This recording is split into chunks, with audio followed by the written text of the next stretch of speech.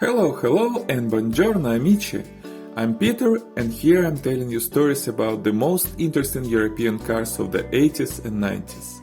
Last time we talked about one of the most beautiful and capable hot hatches of the 80s, the first generation of Lancia Delta. And today I'm going to tell you about the second generation of the Delta, undeservedly overlooked and forgotten by car enthusiasts. The second generation of Delta, also known as the Delta Due or Nuova Delta, New Delta, was produced by Fiat Group from 1993 to 1999. It was based on Tipo Due platform sharing with Fiat Tipo, Fiat Coupe, Alfa Romeo 145, 146, Spider and Alfa Romeo GTV. For the first time, the new Delta was introduced in March of 1993 at Geneva Motor Show, together with Delta Integrale Evoluzione Due. By the way, the first generation of the Delta, particularly Integrale Evoluzione Due, stayed in production until 1994, together with the second generation of the Delta. When the sales started in May of 1993, after 5 years of development and preparations, customers could choose between 3 inline-4 gasoline naturally aspirated engines. The smallest one was a 1.6-liter 8-valve engine with 74 horsepower, a top speed of 172 km per hour or 107 miles per hour, and 0 to 60 miles per hour in 13.8 seconds. The next engine had a 1.8-liter displacement. It was also an 8-valve engine, but it had a distinctive detail: 2 counter-rotating balance shafts that compensated vibrations and made the car run more smoothly. This technology was already familiar to Delta. All performance versions of the first generation had it. This engine produced 102 horsepower and was able to reach 185 km per hour or 115 miles per hour, with not an impressive 0 to 60 in 11.8 seconds. The most powerful engine at launch was a 2-liter 16-valve engine, also with balancing shafts. Its power was 137 horsepower, already not bad, and the top speed was 206 km per hour or 128 miles per hour, with 0 to 60 miles per hour in 9.6 seconds. All engines were coupled with a 5-speed manual transmission. In September of the same year, 1993, the sales of the first performance version started. For this car, Lancia continued to use the HF name, standing for high fidelity, like they do for the first generation of the Delta. So the car was called Lancia Delta 2.0 HF Turbo. It was equipped with a 2-liter 16-valve turbocharged 4-cylinder engine that was the updated version of the Integrale engine. It produced 183 horsepower and could make it up to 220 km per hour or 137 miles per hour, with 0 to 60 in 7.5 seconds. Slower than Integrale Evolution, but still not bad at all for a small car from the 90s. By the way, the second generation Delta was 5 inches longer and also heavier than the first gen, but still shorter than, for example, a 2022 Toyota Corolla hatchback.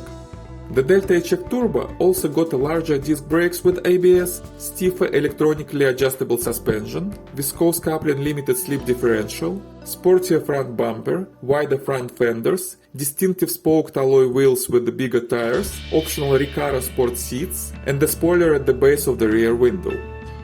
All second-gen Deltas at the start of production were 5-door hatchbacks, like the first-gen cars. But in 1995, Lancia introduced the first 3-door Delta that received the name Delta HPE, standing for High Performance Executive. As seen from the name, Lancia positioned this car as a performance-oriented hot hatch. Therefore, HPE got only the most performing engines: a 2-liter one with 16 valves, a 1.9-liter turbo diesel, and a 2-liter turbo engine. The version with the last one was called HPE HF, and by the way, it is the most interesting one for a true car enthusiast. The exterior of the car also showed its intentions to be a hot one. It had wider wheel arches and front fenders. Actually, it was 2 inches wider than a standard 5-door Delta. It had side skirts, a body-colored front grille, and additional air intakes under the headlights. In 1996, Lancia significantly reviewed the range of engines, dropping all the initially available ones. The new 1.6 and 1.8 engines received 16-valve configurations, which increased their power. 102 horsepower instead of 74 for the 1.6-liter engine, and 111 horsepower instead of 102 for the 1.8 engine. The top speed increased by 11 km per hour for 1.6 cars, reaching 190 km per hour or 118 miles per hour, with the impressive change in the 0 to 60 acceleration to 11 seconds instead of 13.8 seconds before. The 1.8 top speed also increased by 10 km per hour and was now 195 km per hour or 121 miles per hour, with the new 0 to 60 in 10.3 seconds instead of 11.8 seconds before. Also, the 2-liter naturally aspirated engine was discontinued and replaced with a new 1.8-liter 16-valve engine with variable valve timing. This new engine produced 128 horsepower and could get the car up to 200 km per hour or 124 miles per hour, with 0 to 60 miles per hour in 9.4 seconds, which was almost the same as the obsolete 2-liter engine could show. This engine was also offered for 3-door Deltas. Also, Lancia for any reason decided to install the smallest 1.6-liter engine to the 3-door cars too, slightly dissolving the high-performance executive idea. The turbo engine remained on the 3-door version only. The 5-door Delta HF was discontinued.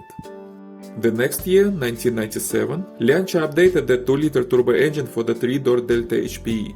Now it received 190 horsepower instead of 183, a little higher top speed 225 km per hour instead of 220, but the acceleration stayed the same, 7.5 seconds for 0 to 60 miles per hour. And 2 years later, in 1999, after producing about 139,000 cars, the second generation of Delta was discontinued. The next time, Lancia used the name Delta only 7 years later, and the third generation Delta had no connections to the first two. Now I want to say this loud and clear. The second generation Lancia Delta was a really good car, especially with the turbo engines. These engines were a further development of those ones that were used in the first generation of the Delta, including the Integrale Evoluzione. Nueva Delta had much better assembling quality and a better, stiffer and more solid body frame than the first gen. The Delta 2 had fewer vibrations and better soundproofing, meaning less road noise than in the Evoluzione. By the way, it also had a beautiful sound of the exhausted turbo versions. But the second generation of Delta never received a warm appreciation from customers, journalists and car enthusiasts. And this situation continues nowadays. You can find hundreds of videos about the first Delta on YouTube, particularly about the Integrale. But about the Nueva Delta, only a handful of videos, most of them from Italy. Almost everybody who has any interest in car history knows the first generation Delta, but many of them even don't know that the Delta had a second generation, and that it was not bad at all. Probably not as good as Integrales, but not bad anyway. I think this is the issue of a talented parent. Well, you know, if there is an extremely talented and famous musician or painter and he or she has a son or a daughter, people expect the kid to be at least as talented as the parent, or even better. And when the child is talented but not as much as the parent, people see this as a disappointment because this doesn't meet their expectations. Delta had the same problem. The first Delta, all these Integrales, won 6 consecutive rally championships from 1986 to 1992. It was a beautiful, incredible and extremely capable car, one of the best ever made. The second Delta was also a capable car, but not as capable as the Integrales. And it didn't participate in rallies, because Lancia withdrew from the WRC after 1993. And the second Delta never had a full-wheel drive like the first one. All new cars were front-wheel drive only. This led to disappointment. Customers and car enthusiasts knew Deltas as a sports cars, as a rally cars, as a winning cars. And here they received a new car. Well, a good car, but not as good as the old one. This, in its turn, led to the myth that the second Delta was a complete failure and had nothing in common with the first legendary one. But it is not true. Yes, it didn't compete in rallies, and I think that on gravel or snow the Nueva Delta would lose to Integrales completely. But on a curvy tarmac road, I suppose that the second Delta wouldn't be any worse than the Integrale in the hands of a driver who knows how to handle a front-wheel drive car. Well, one thing I should admit. The design of the second Delta was much worse than the appearance of the first one, especially in its Integrale Evoluzione version. The Nueva Delta was a kind of mediocre 90s car in terms of the look, nothing comparable to the brilliant look of the previous generation. But mechanically and in handling it was a very much comparable and competitive. So I want to underline once again that the Nueva Delta was a really good but forgotten and misunderstood car. Unfortunately, none of the Deltas have been ever legally sold in the United States during their production. But today you, yes I mean exactly you, could buy a cool Nueva Delta and legally bring it to the US because most of them are already older than 25 years. And the good news is that it is much easier to find a second-gen car in good condition for reasonable money than the first-gen Delta. A simple 1.6-1.8 liter Delta Due can be bought as cheap as 1 to 4,000 euros in Europe. And the one that you should probably look for, 3-door 2-liter HPE HF Turbo, will cost you about 10 to 12,000 euros in good condition with reasonably low mileage. For comparison, HF versions of the first generation Delta start from 30,000 euros and go up to 200,000 euros. So the second gen Delta is a really good deal now that will give you the same driving fun for essentially lesser money. And I expect them to really rise in value during the next years. So don't wait too long. I believe that you can find a lot of much better offers for Delta Due if you have good connections in the European car enthusiast community. And by the way, I can help you with this. We can help you to find the car and negotiate the price. We can help to ship the car to the United States and help you to import it properly and to deal with all legal paperwork.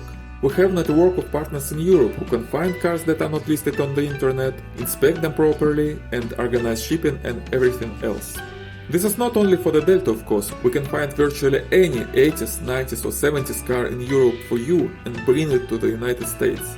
And if you are watching this video from any other country, we can find a cool American car for you in the US and ship it to your country. The link to our website with all details is in the description below. Well, thank you very much for watching. So, what do you think about the second generation of Lancia Delta? Or maybe you were happy to drive one? Tell me please in the comments below.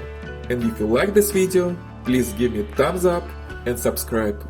Grazie mille amici, and see you next time.